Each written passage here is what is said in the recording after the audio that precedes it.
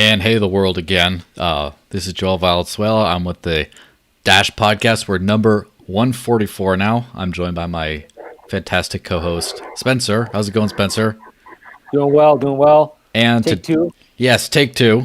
We had a few little issues in the very beginning, and hopefully now it's all figured out. So we have the fantastic pleasure of being joined by the one, the only, the highly Unchained.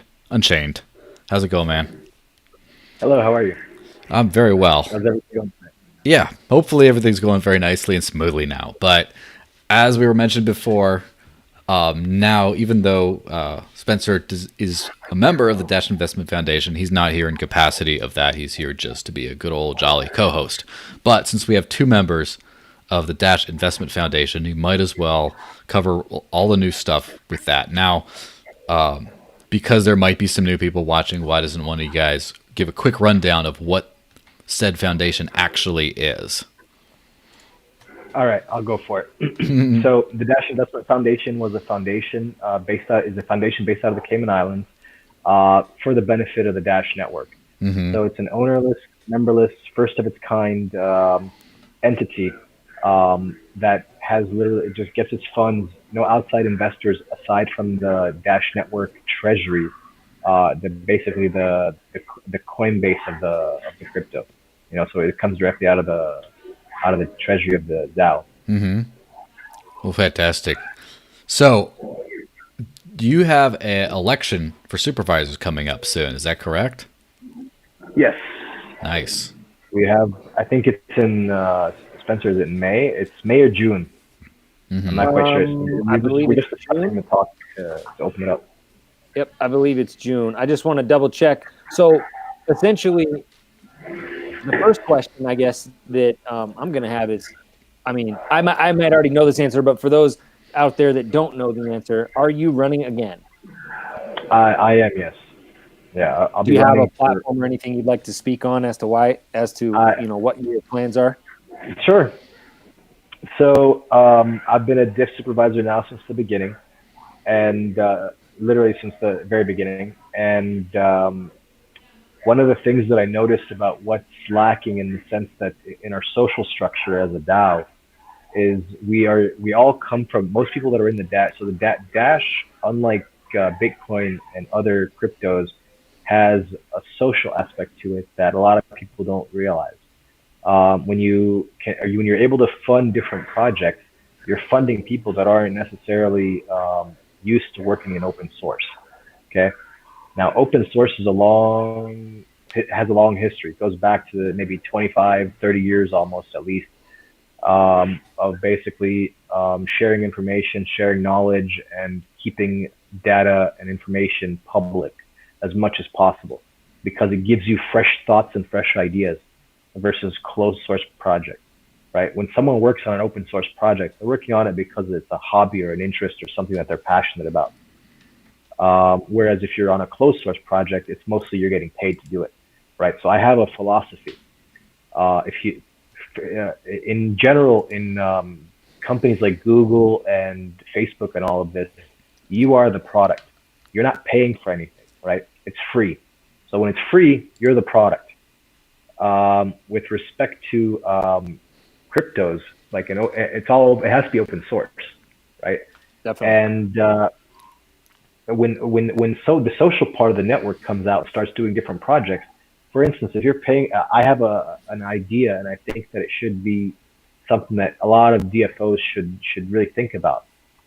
I think that every DFO that gets funded, every Dash funded organization that gets paid to do something for the Dash network, should have a presence on an open source version control system like GitHub, right? GitHub is essentially what the developers use to track their efforts on an open source project.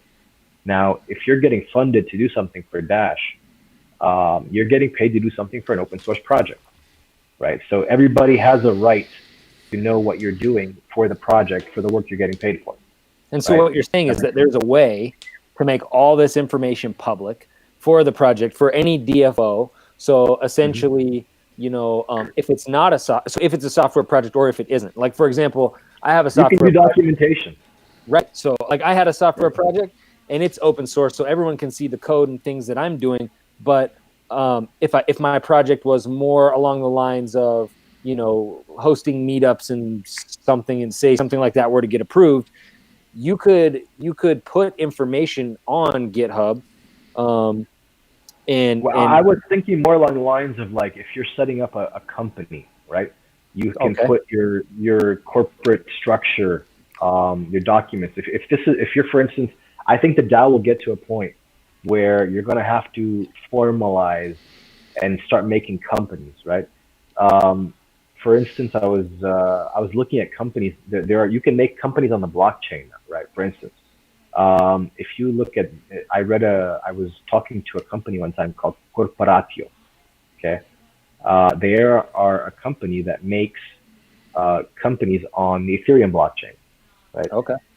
Now, there's nothing really special about the Ethereum blockchain. The same ideas can happen on Dash as well, and Dash is digital cash, so it actually works better for this than I think Ethereum does.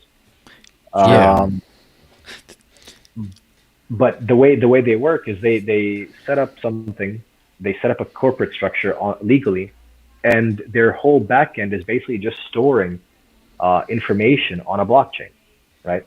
Now, that's what a company is. That's what a corporate structure is basically money in, money out, and your documents, right? Sure. That's what, if anybody, the whole concept of a corporate file, like anybody who has a corporate file, that's basically it. It's your income statement, your balance sheet, and your contracts. Sure. And then, so to sum this up, then what you're proposing for the DAO, for the diff, and for the DAO is that we continually push our documents and our funds and activities onto GitHub as well, right? Like, and of course I know that that's the case because I'm in meetings with you all the time. And I kind of want to give you the floor on this, though, since you've been spearheading. Let me just throw a little context for this whole thing. So, Bitcoin came around as a very unique thing, as like an open source, free to use, free to contribute to, radically transparent money, basically. The world's first startup currency. Yes, and then that's pretty crazy and radical. And then we have Dash as the first decentralized autonomous organization, in addition to just being a money, which is like an open source organization, an open source global, very loosely tied organization, or country, or whatever. Although you won't catch me saying Dash Nation. But so you have all that, and then now you have the Dash Investment Foundation, which is elected by this decentralized autonomous organization in order to make investments in the best interest of the organization, of the DAO. And in addition, you still have like a group with a structure, which has, incorporated. A legal entity. Yeah, it has a legal entity, it's all this old world stuff. And then as well as, closed doors meetings and things like that, and bank accounts and like all the old world structure, but it's owned by this decentralized open source kind of thing. Right. And actually legally owned, right? So it has a fiduciary responsibility to the beneficiary owner, which is the masternode network in this case. Yeah, it's legally owned, but there's still that like old school thing. And then I like the whole, obviously I think progress is like it's like an ebb and flow. It's like a zigzag. Like, I don't think progress is linear. I think you go up here, here, and you can back up. And so by creating legal structures, that's sort of the formalization that's sort of outside of the spirit of open source, but it's owned by this open source entity. Now, when you're talking about GitHub, can you imagine any other investment foundation or any similar group for any other reason, open sourcing basically all their discussions and things like that, or anything of obviously some things have to be private, but putting all that out on GitHub, just like we're just working in an open source collaborative way? Isn't that kind of crazy in a good way? Well, honestly, the cool thing, the way it came about was because none of us report to each other, right? None of the diff supervisors report to each other. So none of us can say, I'm going to fire you if you don't do this. Right? It's basically a collaborative project. So the 6 supervisors are collaborators on an open source project. So it makes sense that everybody's ideas and opinions get put somewhere where you can actually track and trace them. Like, GitHub fits perfectly for this scenario, honestly. Like, yeah, there, I there, give you there, credit for it. And you know, and I've been obviously a very strong proponent of it. You've been spearheading the effort in the diff. I've been a strong proponent of it. A lot of that comes from, you know, our backgrounds as software development. And so, and we're used to using these tools. Not everybody on the diff is used to that, but I mean, obviously they're very strongly on board as well. They understand the need for that transparency that to the network, so that everything can be audited, you know, on an individual level. So masternode owners can, you know, assess an individual supervisor's performance as well as the performance of the whole, which I think is super important. Yeah. And so, and also one thing I think also, like, for instance, the situation that happened with Latin America, right? When you have a whole organization that's dark from the top down, none of the individual contributors that did anything under that leader have any visibility. So are you referencing the Dash Latam organization? Yeah. Yeah. Yes. So for context, for people that didn't know, Dash Latam was the name of an organization run by the illustrious George Donnelly of Bitcoin ABC Today that essentially was attempting to run a lot of adoption efforts in Latin America. And let's not get into a ton of drama and stuff, but basically things didn't pan out there. Yeah, so basically it was run by a single individual, and the results were not satisfactory according to the people who voted, which, you know, it happens whether it's justified or not. But at that point, at one point, he dissolved the whole organization and just basically, you know, became a free agent and then over for Bitcoin ABC. But essentially, this decentralized autonomous organization paid this individual and initiative to further the adoption thereof in the Latin American region. And unfortunately, it didn't go all open source like that. It all became surrounded around one person, that then something happened. And this, but had he been open source, yes, right, at that point, we could have, like, you could have gathered the collaborators. Yeah, you could have done something different. And there have been some members who have then since moved on and joined with other Dash projects. But let's just, you know, to take the negative taste out of that, what if this person had been what if there's been a fantastic, stellar everything, but still ran it the same way, was the single best asset to the entire Dash ecosystem, worked himself so hard that he got a heart attack and died. Still, we're in the same situation. It's the same situation. Yep. You have to have continuity. The transparency with GitHub is as much for the masternode owners as it is for the either incumbent supervisors or whoever may come after. So you have this linear history forever. Yeah. You have a linear history and a reason why an idea went from idea to execution. Right. Why you did. Yeah. And that's what I thought was so important about it, right? Because there was a lot of questions about the BTC Echo proposal, right? Mm-hmm. And so a lot of people were saying, I don't know who voted for this. Which one of you guys, like, give us a breakdown and why did you vote for this? And so there was that sentiment. There was a sentiment on the other side as well that thought, you know, well, these supervisors have seen a lot more information than us, and unfortunately, we couldn't open source all of it. We were bound by NDA for certain details of that proposal, and so we really gave Masternode Network as much as we possibly could, but it wasn't enough to have a clear understanding of why we chose to invest, or why we chose to come to the network to invest. Yeah. Now, we got something in the live chat from Float, which, by the way, this is the first time ever streaming to Float, FLOTE, which is a an anti-censorship platform, similar like a Facebook, but also with monetization things. So there's a live chat in there, and you can drop super chats in. Crypto super chats. You can just pay some crypto and get like a highlighted chat. YouTube allows this feature too, but they take like 40% or something absurd. And you have to have at least 1,000 followers and more things like that, whereas anyone can sort of do this with Float. The problem with Float is, the limitation right now they only have Bitcoin, BTC. So if you have any spare Bitcoin and want to elevate your chat comment, you can go to float.app/thedesertlinks and go in there. But in the meantime, there is a live chat. And then Studio8424 says, Microsoft paid $12 billion to the GitHub Corporation heads, and coders were shafted. All code was stolen from coders. Basically, do not use Microsoft resources. Do not take the shot. Do not take the test.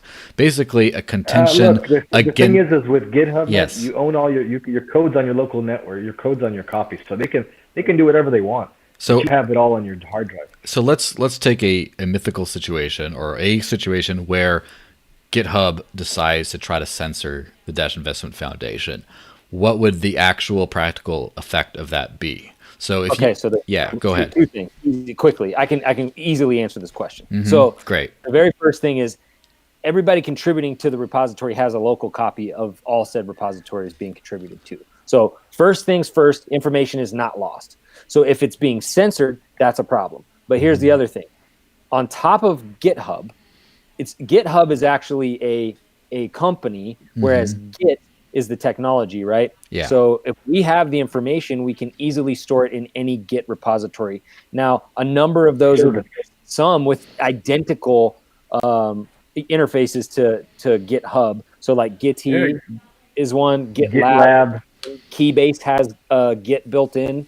So many, and some of those are even self-hosted as well. So if it really needed to go down that route, if we were being censored for some reason, we could very easily run a Git or a GitLab instance of our own and push things to that repository. Yeah. So like honestly, how easy would the switch be? Very easy. So like you would just not lose files and folders, man. That's it. So there you go. So as much as GitHub being owned by Microsoft is of course not ideal, just by using Git and having all the files and everything, it's not really a risk. No, I would. It's something to be aware of, because you want to be aware of who is hosting files that you have and whatnot. But the way that Git is designed, being that we have all local copies of our repositories, pushing it to another repository at another location is two command lines, two commands in the terminal. Honestly, the more I think about Git as a technology, I think Git is one of the most revolutionary technologies, or one of the most revolutionary apps written in the last 10 years. Oh yeah, it changed everything. It changed everything. It was written by Linus Torvalds for collaboration on the Linux kernel. Yeah, so essentially, crypto is Gitcoin. It's Git. Yes, Gitcoin. Exactly. Bitcoin wasn't written on a Google Drive. Yeah, exactly. Right. It was written on GitHub, basically, on a Git server. So we had a question up here. Is how many eventual companies does the Dash Investment Foundation actually look to invest into? Well, it'll be based on the funds. Yeah, it all depends on the funds. It's based on the funds and the opportunities, I think, that show up as well. Yeah. That's a tough question, because the answer is not set in stone in that respect. It's not like we've said, okay, we're going to invest in 4 different companies and then whatever. And here's the other thing that I just want to point out is that I've seen the sentiment, and I don't know if this is a vocal minority or if this is everyone. So if I'm off base here, someone please let me know, in the live chat if you feel this way. But a lot of people are looking at the diff and going, okay, you've been around for almost a year.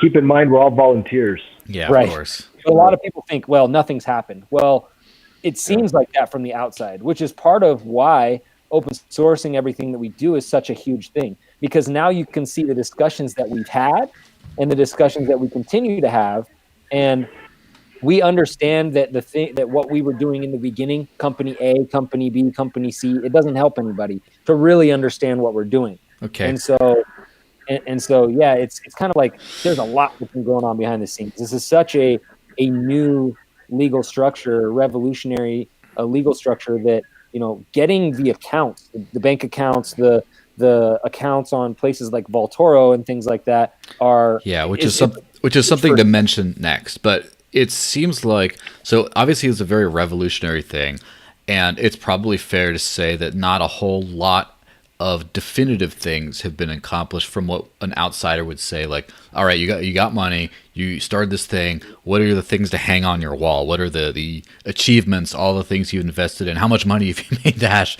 Like, that's very premature to do that, but you got a whole lot of actual like learning work done. And now that everything's moving to Git, operational work, and now getting the account, like getting that initial account at Vaultoro for us to be able to execute the so tell me about that. What's going on there? What's this whole Vaultoro thing I keep hearing about?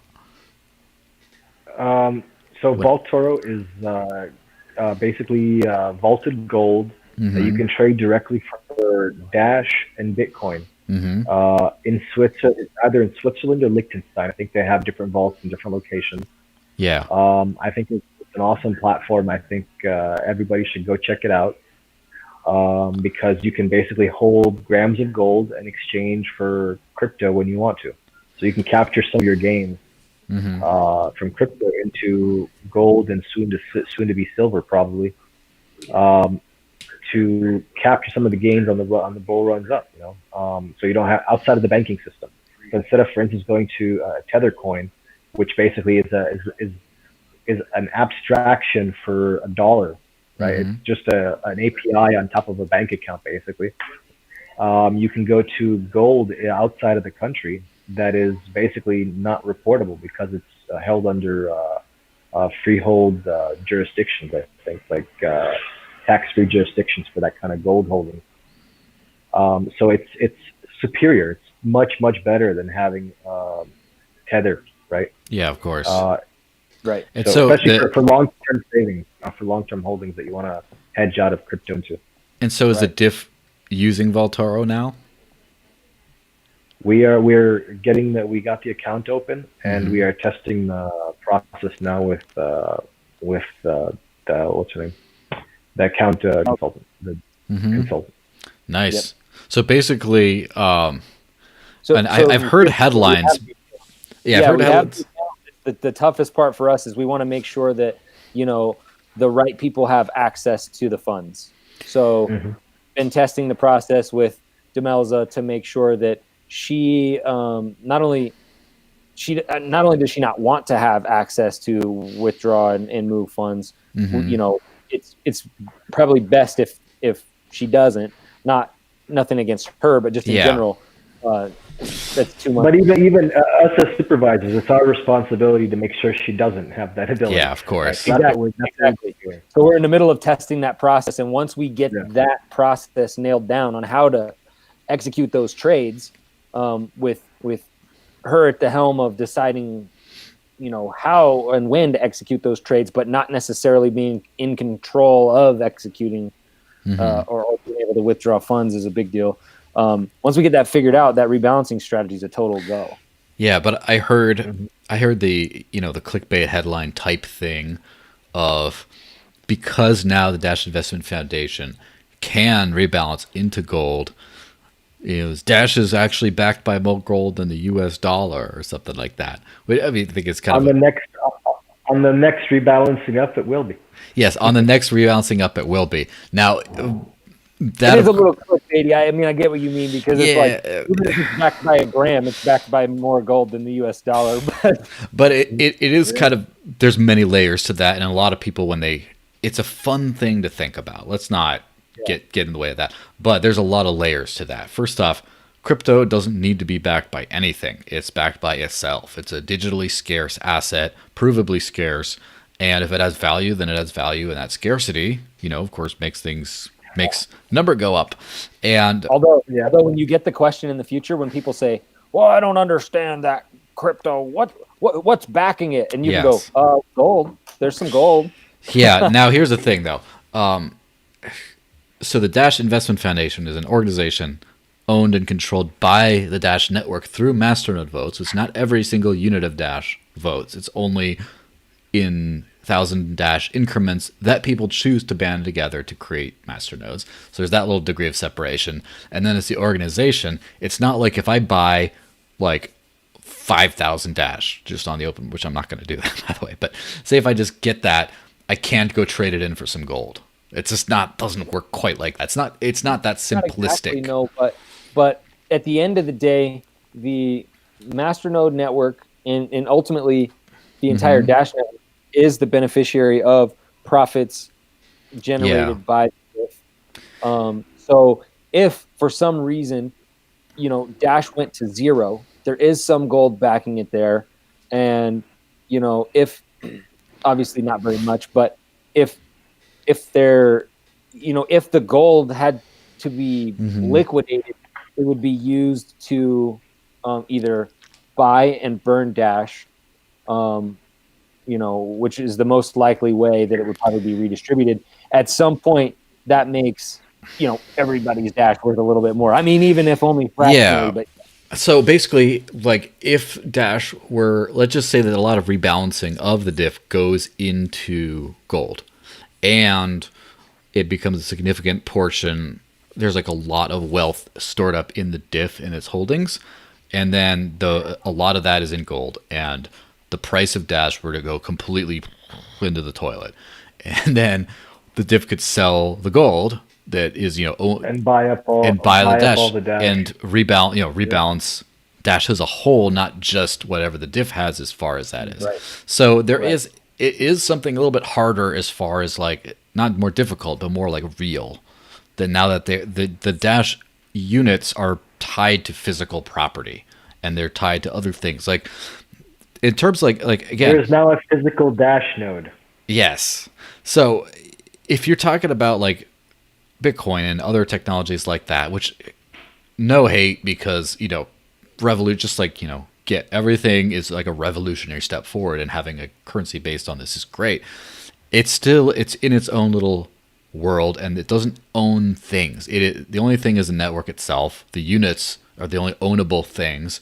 One can run miners and nodes and things like that to extract other tokens from the network and to have an influence on how the network works, but there's no real ownership. And that's one of the beautiful things about it, but unfortunately it's become a drawback when it's just kind of like who owns the open range, who owns the land. Well, whoever can camp out on it and chase everyone else away kind of owns it, squatters' rights. And so depending on your perspective on this, there may or may not have had people squatting on the Bitcoin network and kind of capturing it a little bit.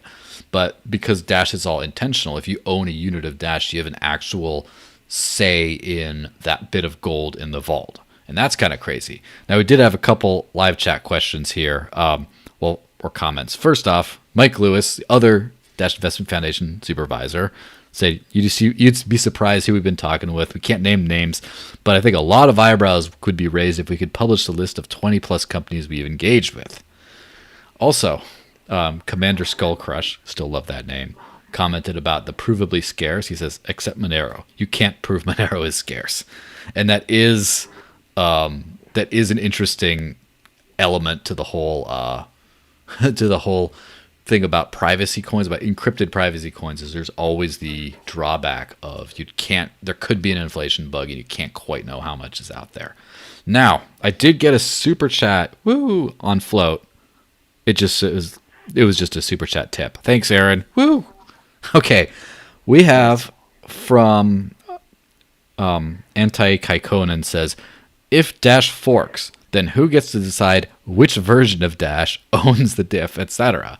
Now that's a little bit of a mind blow kind of a thing, but yeah, what happens?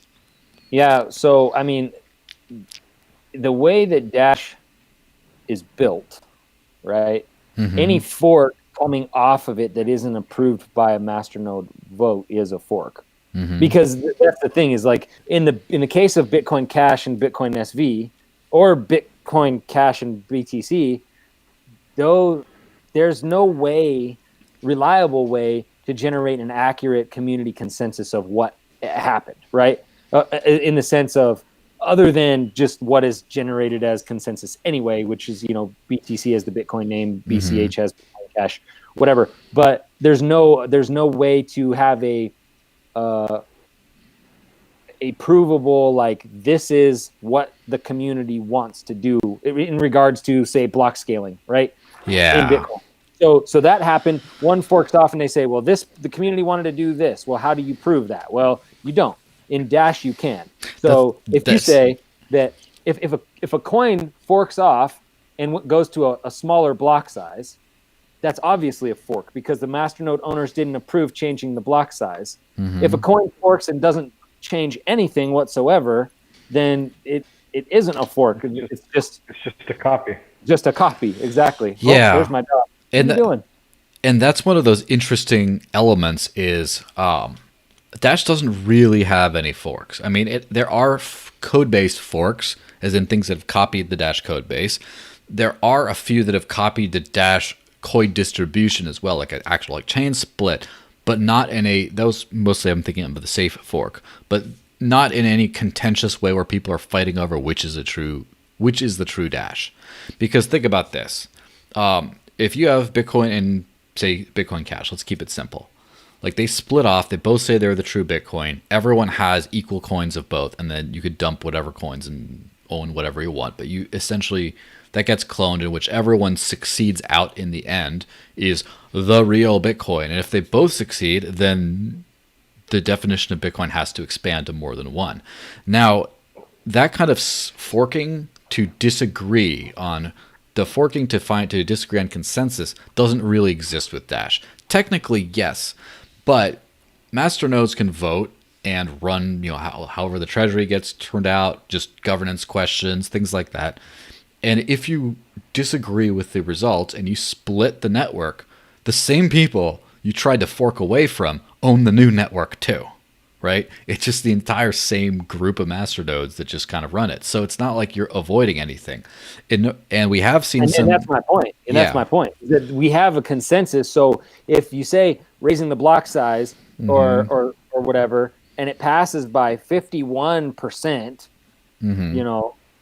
then that's what it is. Even if 49% disagree, that's fine. They can fork it and go somewhere else. But we have an accurate record of what the network wanted. So we get to say provably that this fork is Dash, the fork that did what the masternode network wanted it to do. Yeah. And again, to your point, the other network then is still owned by the original masternode owners, and the vote goes the same way.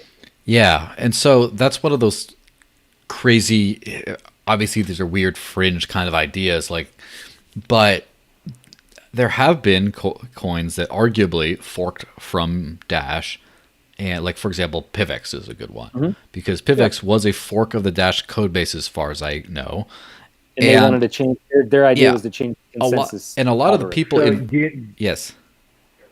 Do you know why I wouldn't do it? Why I wouldn't? I was around to do that too. I was going to buy into that. I was looking to buy into it, but then I changed my mind. Do you know why? No. So, because when you're investing, I look at investing. I don't want to invest in a copy, right?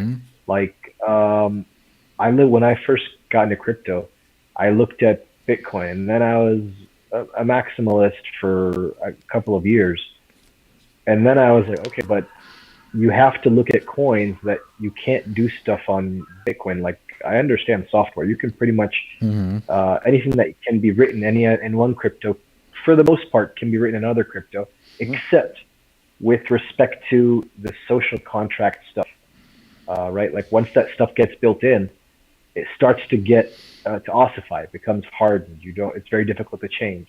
Right. Right. So that was when you have new technology that allows you to do something unique.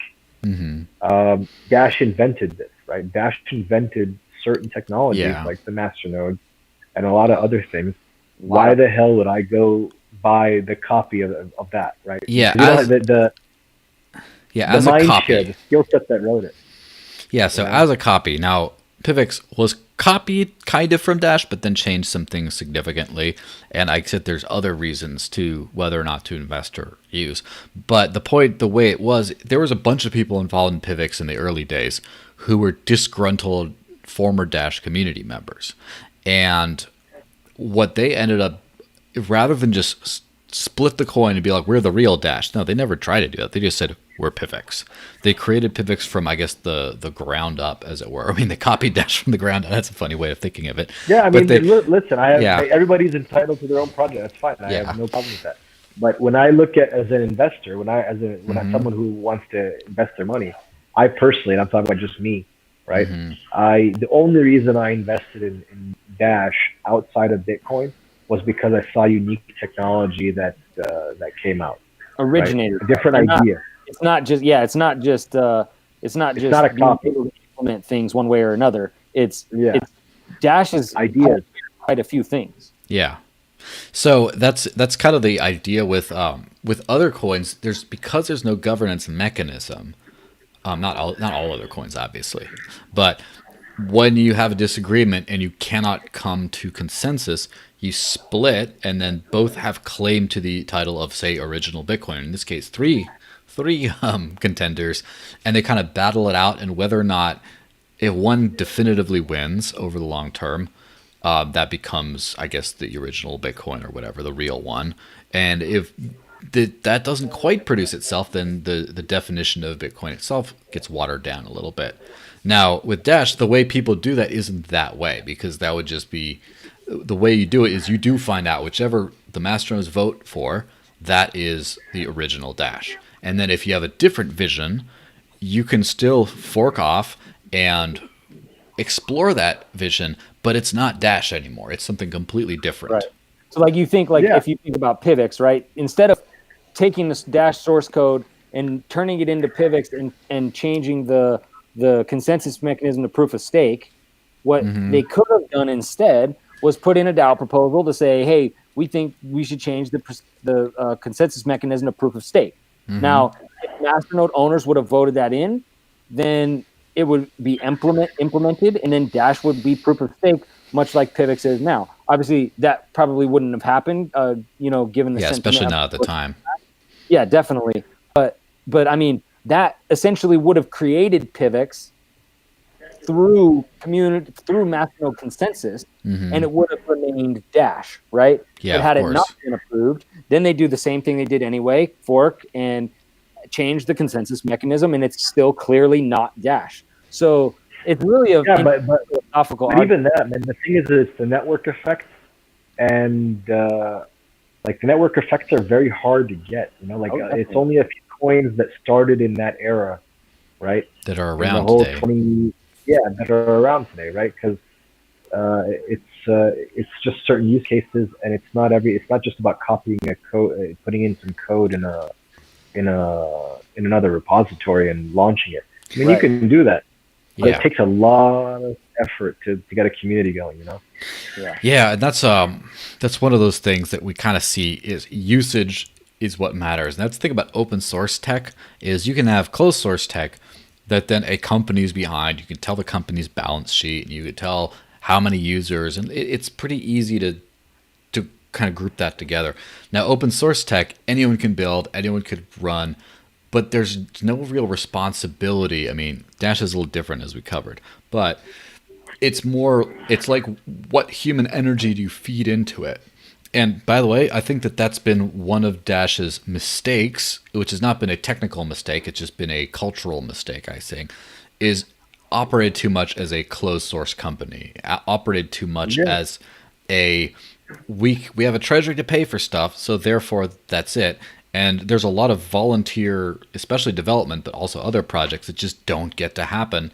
And like, for example, this podcast was started under a non-volunteer umbrella, and I've decided I think it's valuable to have a non-official, contribution to the Dash ecosystem in that way. And that's one thing I think is great about the diff is you guys are not paid. I mean, you guys are not paid to make these decisions. It's your job, and you're gonna get fired from your unpaid position if you don't. But at the same time, you've taken that step back to where it should be, where the experts, the professionals, whatever, still get to leverage the decentralized open source community. And in this case, it's not necessarily a developer community that's informing the diff's decisions, but it's just an open source investor community or, citizen community, as it were, that can now... What I would love to have the diff actually do in terms of open sourcing a lot of stuff. So I was thinking of seeing if we could contact some of the open source lawyer community. Right? I'm sure the Linux guys have a lot of people that do this work for free to help the open source community. Yeah, And that would be great. Yeah, I know like some. this is an open source project. Yeah, Yeah. like these people, open source lawyers, the reason they do this type of lawyering for free is A, they believe in open source, but B, it's an interesting, sort of legal, not a loophole, but a challenge, an interesting legal challenge. They see this open source as like, okay, how do you legally fit this into, the current, lockstep of society or whatever? And then I think that they can see the diff as that same sort of challenge. Like, okay, here's this really, really unique, not only first of its kind, but only of its kind thus far, organization in the world. And how do you you can think of like all the interesting like legal challenges and like quips that they might come across and go, oh shit. And then then they want to test their lawyerly knowledge. I don't know. I'm not a lawyer. Also, I think that in the past, people in Dash were, because of all the copycats around, were kind of afraid of test stuff getting out, which is partially why Dash platform was developed in a sort of closed source environment, and then now is being deployed on a test head and open source, after the fact, to kind of, again, from that whole perspective. And it's the lead time. Yeah, you need to get the lead time because. Go ahead. Yeah, so now I think it's. I think that now that you get enough uniqueness ahead of the curve, now it's good to be able to have everything out in the open, because then, just like, I think that one of the reasons why Bitcoin will remain valuable for a long time, and I don't know how valuable compared to the other coins, who knows, all that stuff, but it's because it's a code base that so much is built on. Everything is, it's kind of like the original source for a lot of this stuff. And so that's one way I believe that Dash can accrue a whole lot of value too, is also be like square one for anyone trying to create truly decentralized organizations. It's all out there. It's all on Git. You can all basically copy. You can control. You can see all the thoughts that went into all this stuff, and then people start creating their own legal. Like pretty soon, you might have the Decred Investment Foundation going, and then they get to reference this kind of stuff. And instead of like this feeling of jealousy, I think that's like a great thing to have out there and to actually be copied. Open source is about being copied. If you go look at the diff repository now, I just started searching on GitHub to see what kind of legal documents and legal paperwork is available on there. And I found some stuff that the diff can use to build off of, right? Yeah. So I'd hope to build something, or that we build something that can be built on a base for something bigger. This could be a $1 billion foundation in another 20 years. Who knows? Yeah, and that's always a thing. Everything grows and everything builds on everything else. And one thing that I would like, and it's always been the dichotomy with Dash, because everything is built open source, and everything is, like most of the other cryptocurrencies, have a lot of unpaid development, or then they have a centralized company that just develops on it, and they don't have to ask for money. Now, Dash has the treasury system, which allows it to fund itself, and so I think that a lot of developers then kind of go into, it's just like the official developers, and there's not enough, I would think, open source, just volunteer development. But here's an idea. What if, just like let's say the Dash grows enough to where the treasury, the 60% that the core team's currently asking, goes down or whatever. I think a great use of Dash would be to have a second organization that just hoards, but just has Dash to give out in either developer bounties or in developer rewards. So like, just say someone builds something really cool off of Dash, and then they have their donation fund, just like, let's say Bitcoin ABC runs off of donations, like Bitcoin Cash and stuff like that. Then this organization can, obviously they can receive decentralized donations, but from the Dash treasury itself, to go throw some money at some of these projects, or to put up a bounty about like, hey, the core development team is working on the core protocol and all this stuff, but we really want a well-working private send-enabled wallet, which is like what the Dash Electrum team's doing. But let's just say, oh, we need this, we need that, we want this. Any open source developer want to do it, we'll put up a bounty. and then just sort of still use that hybrid of like the Wild West open source kind of world, but still have a treasury funds that kind of goes towards that while you still have your dedicated core team. I think that would be fantastic. And let's just say one day the diff supervisors start to be paid. Also have an amateur fund, like an amateur diff fund, not very much probably, but just to like throw people some money for like valuable contributions to the Git of the Dash Investment Foundation. I don't know. What do you guys think of that? I like that. I mean, I was thinking of some bounties, even just for stuff that I was looking to have, scripts that I was interested in having, you know? Yeah. So yeah, I definitely think that's a good thing for the diff and other entities that get created for this type of ideas, you know, for these types of ideas. Okay, so now there's a little gear shift here. I think we're about like 45 minutes into this thing, and it's been pretty mind blowing for a lot of. And I can hardly imagine people who aren't too familiar with Dash watching this be like, "Whoa, I had no idea all this was under this service." But I gotta show my own thing, or something I'm participating in rather, which is the hashtag Fiat Free Challenge. So it got me thinking. I discussed this with a few people, especially the Aaron and Kingsley of Float, and essentially we're coming up on a crazy time with a lot of uncertainty surrounding the global economy because of this whole virus pandemic thing. And there's been a lot of inflation going on, a lot of money printing, and part of the whole value proposition of crypto that can't be inflated is now it's now not like, oh, in the long term this will be worth more than dollars. Now I'm starting to worry that the dollars might not be worth very much for very much longer. So basically, since 2015, in late 2015, I stopped accepting fiat currency for payments, for salary and things like that. And in mid 2016, I closed my bank account. And I'm sure, part of the reason for your name, Unchained, for your nickname, is a similar kind of approach. And so because of that, basically starting May 1st, we're kicking off the hashtag Fiat Free Challenge, which is basically a 30-day fiat free fast that I encourage everyone to try to take part in. Basically, try to spend as much crypto as you can on things and as little fiat as possible, and basically see how far you can get. Some people might be able to do it all the way. Some people might just buy a few things. But it's never been easier. And in not only living, but also in doing some extra research for other people, I've realized that, wow, this is something that a lot of people could get their percentages pretty high, if not like close to 100. And I think that, like, obviously I didn't know what I was doing when I started living this way.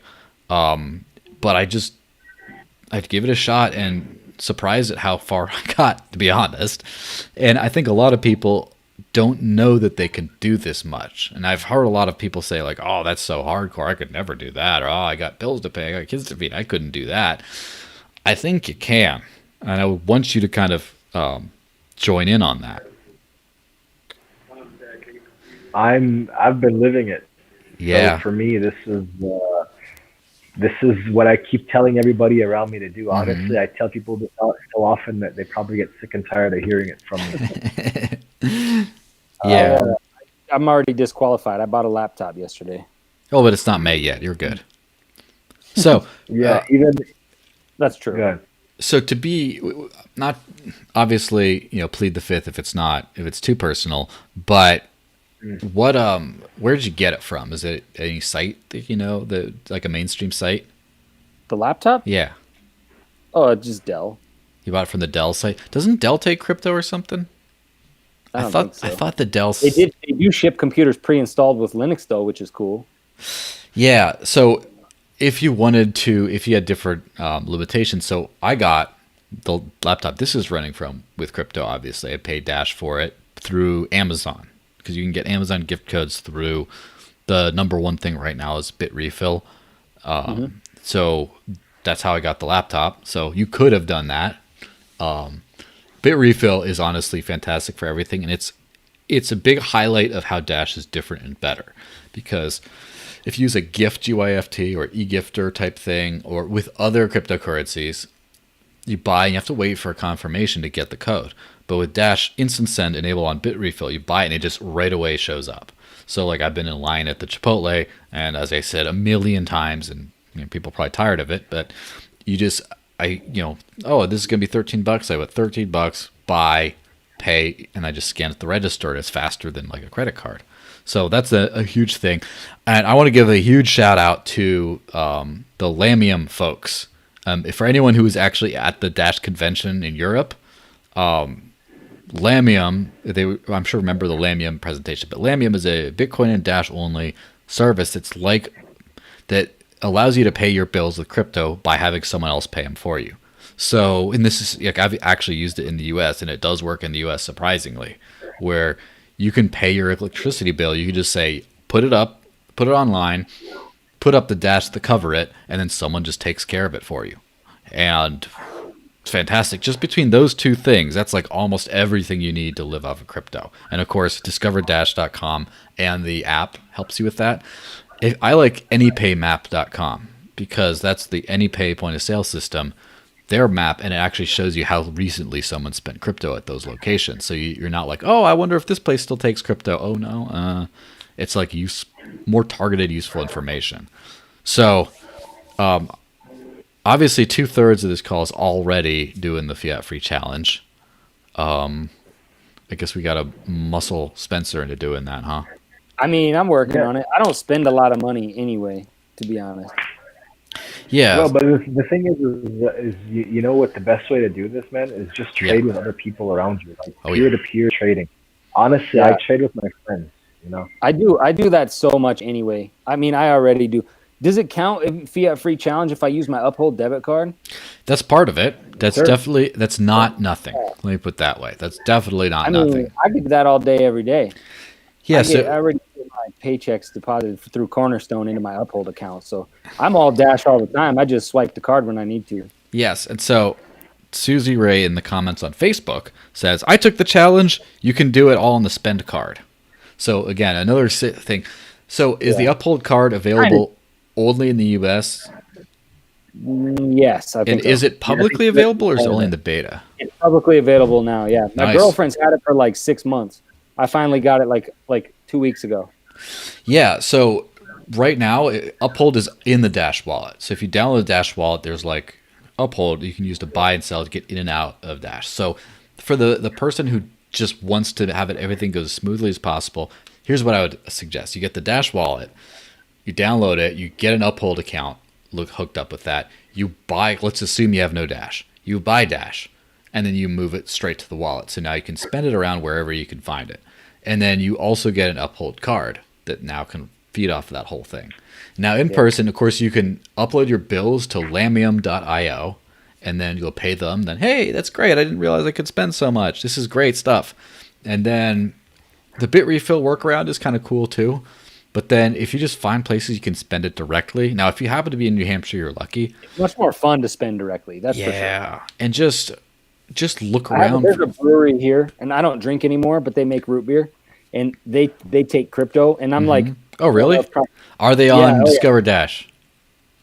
No, but I'm probably one of 10 people that goes there and uses. You know what Discover Dash should do, man? Discover Dash should do a goddamn GitHub, so that it's available, so that it can be edited by anybody.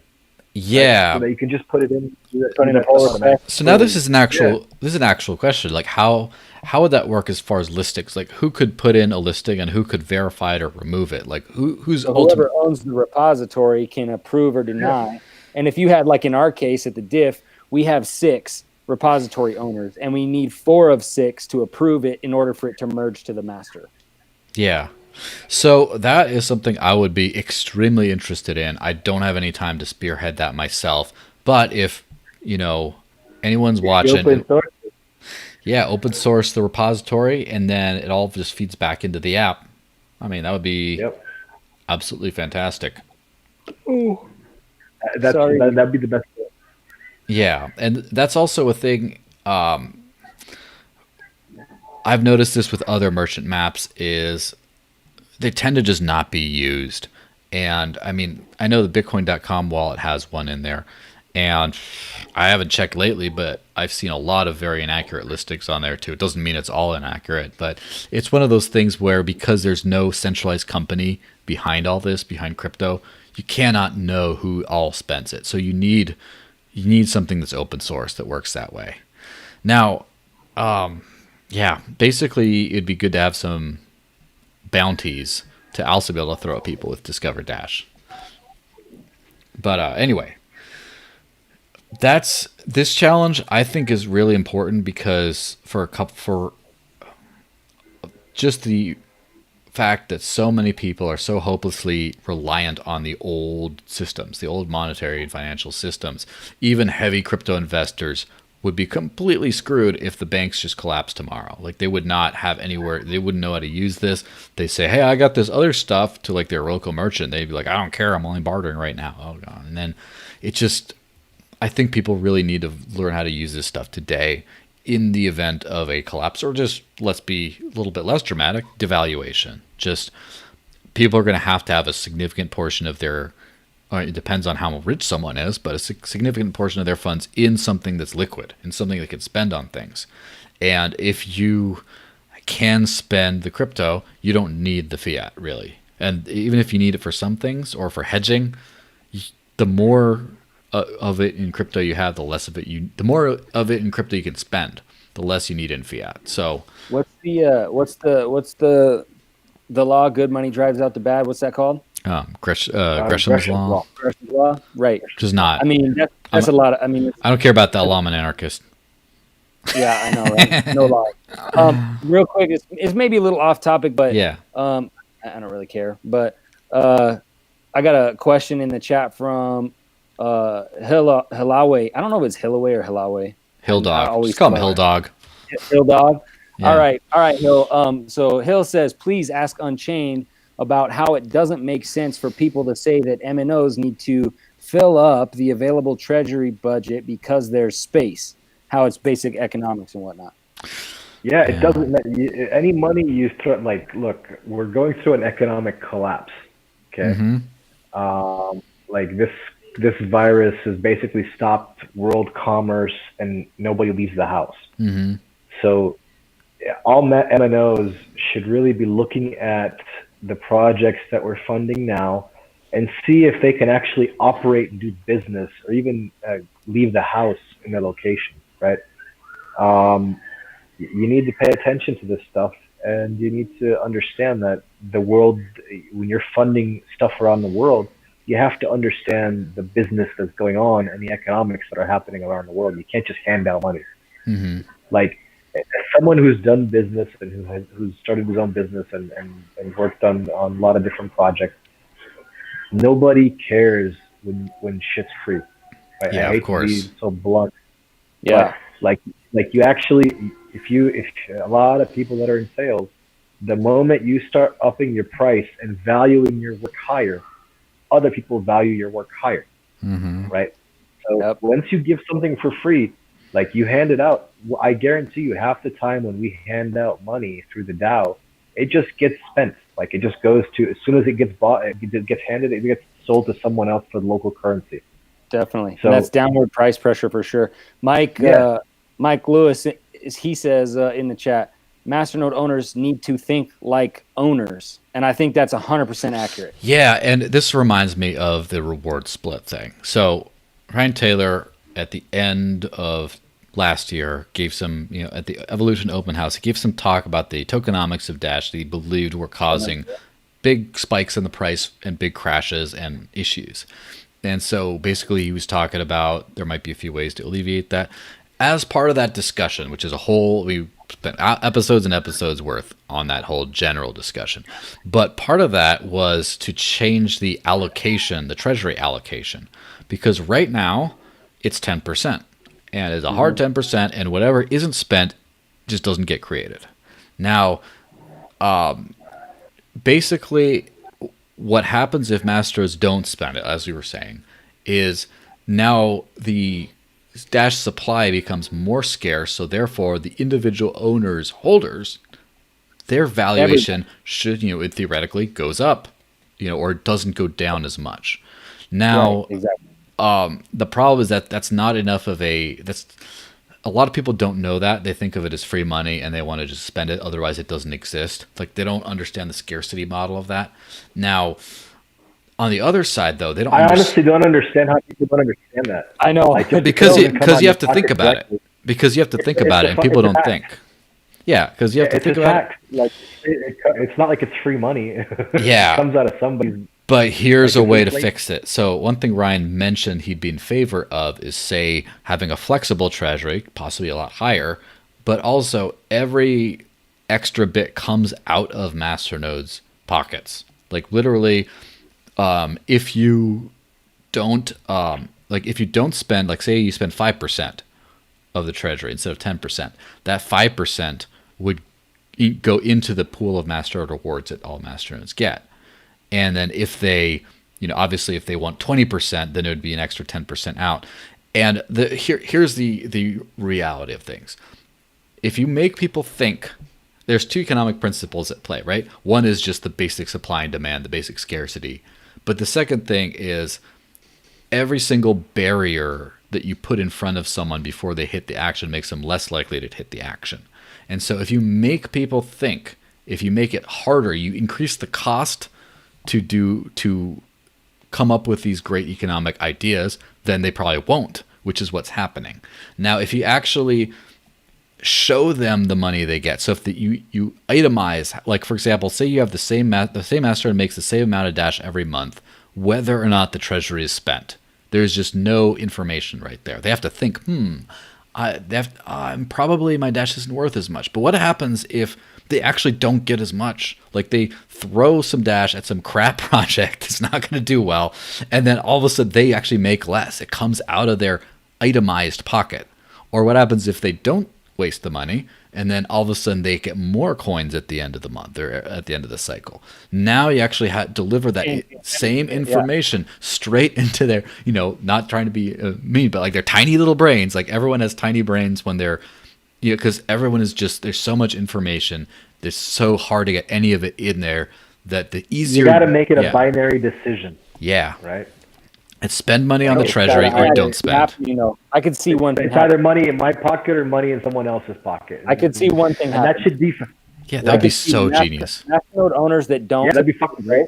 Mm-hmm. Masternode owners that don't typically vote would write a bot that just votes no to everything. I don't care. I'm never looking at these proposals. I'm voting. Yeah, that's it's their right. Oh, for sure. Like 100% agree. 100% agree. Yeah, and people. But I was considering doing that at one point too. I mean, it's definitely something that you could just anybody could do. You could do that for a lot of shit.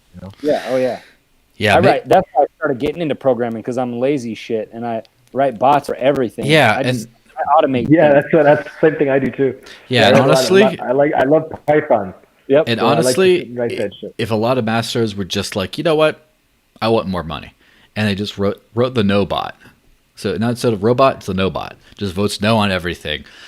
Then at some point, valuable projects, or the core team included in the most valuable of these projects, would start to not get funded or be in danger of that.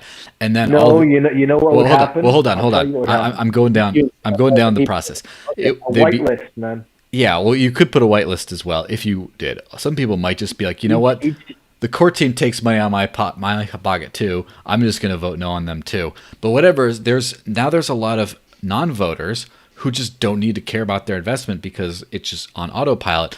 But now if they don't actually vote, they're like, oh, no, wait, everyone's voting no for the core team to save some money? Shit, I got to get in there. And then they go and start voting yes on more things otherwise. So then it just balances the whole thing out. And either way, all the economic incentives align, because I think that people could defund a lot of things and not feel the effect of the value on their money. But if there's a single headline that slips out that Dash has defunded their development team, boom goes the token price. It just goes down. And I think that people will avoid that, at all costs. Yeah, I agree. And I think that I think something like that makes a lot of sense. Mm-hmm. To have some type of I don't know if I would call it incentivized voting necessarily, but I would call it mm-hmm. just a variable variable percentage treasury, Yeah. variable treasury budget. Yeah. Yeah, Oh, honestly, that would be great if that came about. I think that'd be very interesting. That would solve so many things and be yet another pioneering thing from Dash. But Yeah, it's but probably then your ROI wouldn't be. You'd have to have like some sort of minimum ROI, or how would that work? Yeah, you'd have to calculate it. It'd be really tough. Calculate. well. Yeah, because then you'd have no real like solid ROI. Well, you know Well, what? so- Well, you'd have to have 10% minimum. Then if everything gets voted yes to, you know that it's the same as it is now. And no, I guess you'd have to think of a maximum, because you could continually vote yes on projects in a month. Not just you, but I mean like Masternode Network could vote yes on twice as much, 20, 30%, and then your ROI is shot. So yeah, you're right. It would be really difficult. Yeah, so people would have to become much more engaged. And that's another thing is you would definitely need a lot more engagement. Part of it is just too difficult to vote, because if you just had an easy mobile app, you just vote yes, it actually gives you a push notification. 7 days until the voting deadline, 3 days, 24 hours, and then it's over. And then you could just vote from your phone. Also, I personally believe in moderated voting platforms, and that you don't need a voting platform to vote. You could just vote from the wallet, right? But as far as the ones that are provided to make it easier, I do think it's best if there's some sort of basic moderation that sort of groups things and just keeps weird troll comments out and just kind of keeps it actually useful to people so they're not turned off and they actually vote. But all that, I mean, we are over the hour mark now, and so might as well start to get this thing wrapped up. Is anyone who's watching the screen right now can see there's the subscribe button. If you're watching this on YouTube, subscribe. You're watching this on Float, please follow me. And of course, there's going to be Follow me too. I'm on Float. yes, follow him on You Float. can follow at Codex. me. You can follow me on Twitter. Yes, and some people might be watching this on Twitter, which is mine, and then of course at Highly Unchained, and then at Codex K, and then a double X at the end. Codex for him. On Twitter, it's actually Codex Dev. Codex D. Oh, it is Codex Dev. Okay, Yeah. Codex I think Dev. someone stole my Twitter handle. The only place in the world that I've ever tried to make an account that someone has my name. Yeah, it's just Twitter's Twitter. But so subscribe on the YouTube channel if you're into YouTube. Now I also have my Cointree address on the other side, which has all my donation links. Which oddly enough, mostly it's Dash that gets donated, but there's a whole bunch of other stuff. So yeah, you pointed that directly. It's down that way. That's the Cointree, and that's the subscribe down over there. So also, if you are watching on Float, you can subscribe on there too. Unfortunately, it's only Bitcoin right now, but one of these days it's going to be Dash. It's going to be great. Don't forget to share and subscribe and like and all that good stuff. And yeah, follow these wonderful gentlemen's work, because the diff is one of the most exciting things in the crypto space today, I would say. And now, do you know what time it is, Spencer? Time for me to go to work, and Yeah, but you know what time it is for the other people who aren't lame? it's 10 p.m. 12. Come on, 13 the after party. Now it's time for this thing. After party. Yes, it's this thing we call the after party, which is like this, except more casual. It's not recorded, don't worry. And as many people as you want, all pile in on a call together, just chat and hang out. It's like those Zoom happy hours, except that are so popular these days, except it was years before that ever happened. We were doing it. So doing it before is cool. Every time you ask me what time it is, I'm just going to throw out random time for this, time for that, and then you're going to tell me that it's the after party. That's what I'm hammer gonna do. time. No, but it's after party time. It's so the way you get to the after the way you get into the after party is you go to the Dash Talk Discord, which is staydashy.com, gets you in, and then you just start asking around, asking about, how do I get in? Where's the after party at? And we'll get you in. Or just message myself. I'm there at the Desert Lakes there, and then Codex is on there as well. Maybe we won't get you in if you're not cool, bro. Yeah, but some people will get you Only in. for the cool kids, man. It's an exclusive after party. Yeah, so make sure to show up there. So if you enjoy the podcast, again, subscribe, donate, and come into the after party if you want. And everyone have a fantastic weekend, and always keep up on the time, and don't forget to stay fiat free. #fiat free challenge. See you guys next time.